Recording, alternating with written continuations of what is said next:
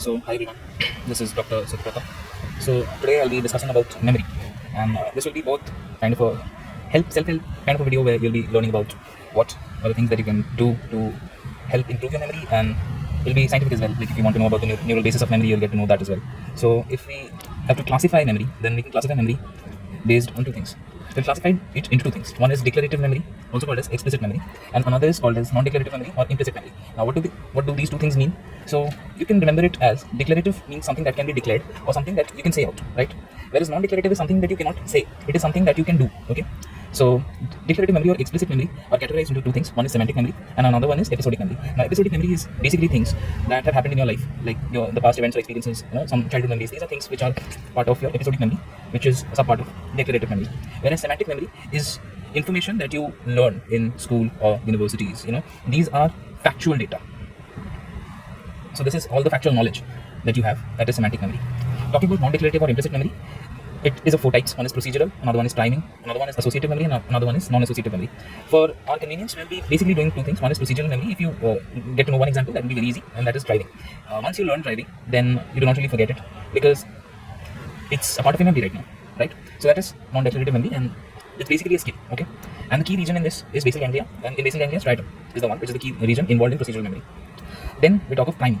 It basically means remembering facts due to exposure, okay? And the key region is neocortex. If you have to give an example of priming, if I say that I have a yellow thing, a yellow fruit, which I will squeeze and I'll make a juice out of it, you'll most likely be thinking of a lemon, right? And this is what exposure led to a sort of memory, and that is priming, okay? And associative and non-associative are things which aren't that important. Basically, this is something that's seen in animals where they associate, say, deer associates lions with death, right? So it feels because of associative memory, and that is the reason that if ever a lion comes in front of a deer, it is going to run away. That is the implicit memory kicking in. Now, basically, I want to discuss about semantic memory, and that is because I wanted to delve into this because this is what is of the most interest to us, right? Basically, semantic memory is for conceptual and factual data knowledge, right? So what you have to know is that here, basically, the key regions will be medial temporal lobe and hippocampus. Okay, these are essential for forming new semantic memories. Okay, so if anything happens to these, then we'll be having something called as antegrade amnesia. Okay, because we will not be able to form new memories.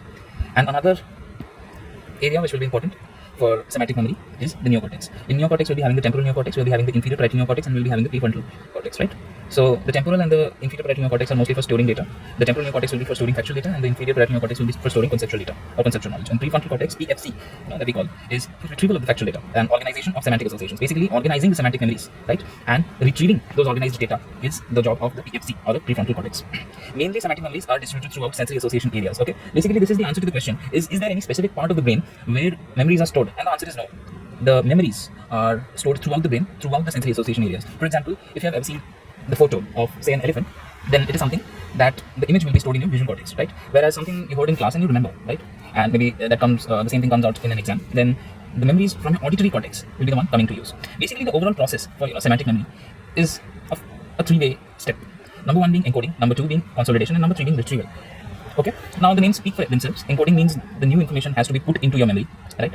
Consolidation means the conversion of the short-term memory, the new information that just became a memory, the short-term memory that is, it has to be converted into a long-term memory. And retrieval is basically getting out that long-term memory out of you to use it in your life. So the encoding is done by hippocampus for any new information encoded into your memory. Consolidation is basically strengthening of association and transfer of memories from hippocampus to cortical networks. What you can remember is basically consolidation is transfer of the new memories from hippocampus into the cortex. As we have already discussed that most of the semantic memories are distributed throughout the sensory association areas like the vision cortex, auditory cortex, and so on, many other cortices, right? And lastly, we'll have retrieval, which is done by the prefrontal cortex, right? So basically, what do we need to have a memory where we can know factual information once, not forget it, and be able to recollect it very easily? Basically, the dream of any student.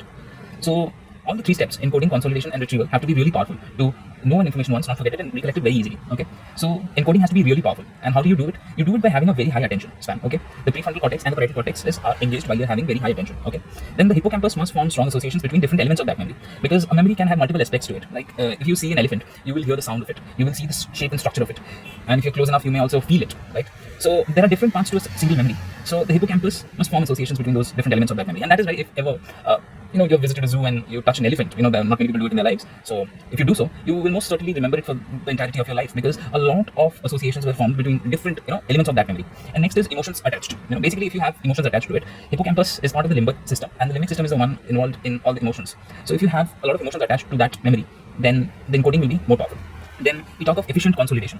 So the hippocampal-cortical dialogue during the sleep and protein synthesis and long-term potentiation at the synapses are two important things which will help in very efficient consolidation. Next is optimized retrieval routes. That is, prefrontal cortex acts like a search engine, and the anterior temporal lobes store integrated semantic representations.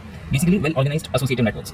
Overall, if I have to say, basically have powerful encoding, have efficient consolidation pathways. Basically, what happens during consolidation is from the hippocampus till the cortex, there will be multiple routes that form. What happens is we have to strengthen these routes, right? Like if this happens, then the memory will be strong instead of say this, right? You need to form higher amount of connections between the hippocampus and the cortex to strengthen that memory, and that is why the term hippocampal-cortical dialogue during sleep. I'll be going further into it. Okay, so basically, what do we have to do? Practically speaking, as I already said, to get a powerful encoding, you need high attention. You should not multitask, as you need to focus, as you need to give your all for that one particular information or that one particular concept. Then you need to have high interest, because that interest is the one which will generate emotions, or that interest exists in the first place because of certain emotions, and that emotion can be you being inherently curious about something. It moves you. You have a reason for it, and that is why people who have the reasons right, say someone wants to become a doctor, someone chose to become an oncologist after someone from their family died of cancer. They are usually better oncologists to doctors because they have strong emotions attached, and the information that they take in while studying is something that's so emotionally charged that they have very powerful encoding of that information. And lastly, you can connect it with other information, right? As I said, like say you saw an elephant, and then you could think of something else. You can associate that elephant with the zoo. You can associate the zoo with other animals, and things of that sort. Basically, things which will help in connecting one information to other. Example being 25 is a famous number in anatomy, right? Or 5 is a famous number in anatomy. Or there's a popular mnemonic in anatomy. I ate 10 eggs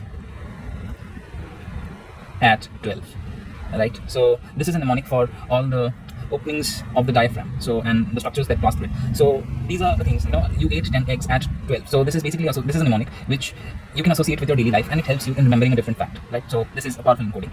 Next we'll have consolidation. So what to do for a powerful or efficient consolidation? So for having an efficient consolidation, you need to basically, as I said, you need to have a strong hippocampal cortical dialogue. So the hippocampal trace transfer and the stable cortical storage. Basically from the hippocampus, trace transfers need to be converted into stable cortical storage, right?